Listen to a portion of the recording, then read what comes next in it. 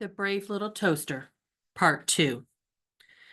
Mr. Tucson paid the rush fee that the storage depot charged to send over his container.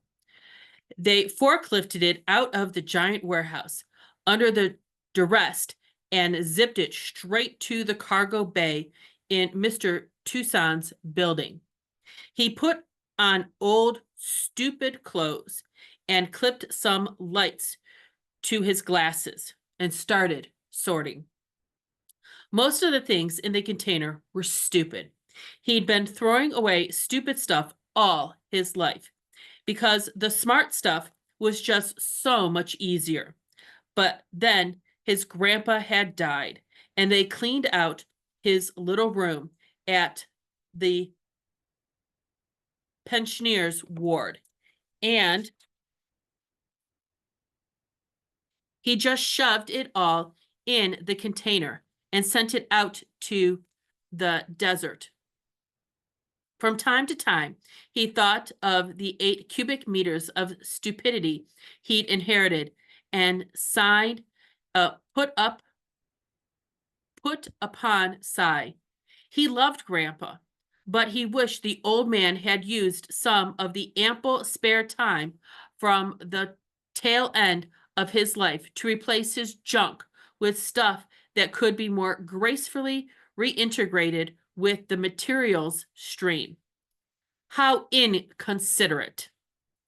The house chattered enthusiastically as the toaster when he plugged it in, but the toaster said nothing back. It couldn't. It was stupid. The bread slots were crusted over with carbon residue, and it dribbled crumbs from the ill-fitting tray beneath it. It had been designed, and built by cavemen who hadn't ever considered the advantage of network environment. It was stupid, but it was brave. It would do anything Master Tucson asked it to do.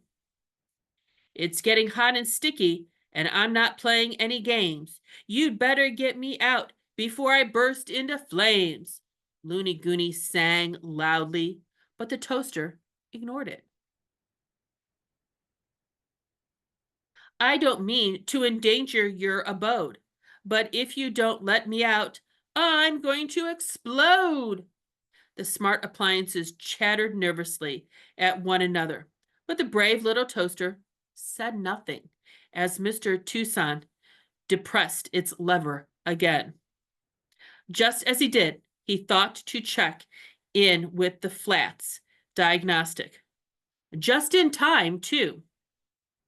Its quorum sensors were rattling as it listened in on the appliance's consternation. Mr. Tucson unplugged the fridge and the microwave and the dishwasher. The cooker and the trash can were hardwired, but they didn't represent a quorum. The fire department took away the metal toasters and used their axes to knock huge, vindictive holes in Mr. Tussauds' walls. Just looking for embers, they claimed, but he knew that they were upset because there was simply no good excuse for sticking a pound of independently powered components and sensors and transmitters into an adequate toaster and pushing down the lever until oily, toxic smoke filled the whole 104th floor. Mr. Tussauds' neighbors weren't happy about it either. But Mr. Tucson didn't mind. It had been all worth it just to hear Looney Gooney beg and weep for its life as its edges curled up and blackened. He argued mightily, but the firefighters refused to let him keep the toaster.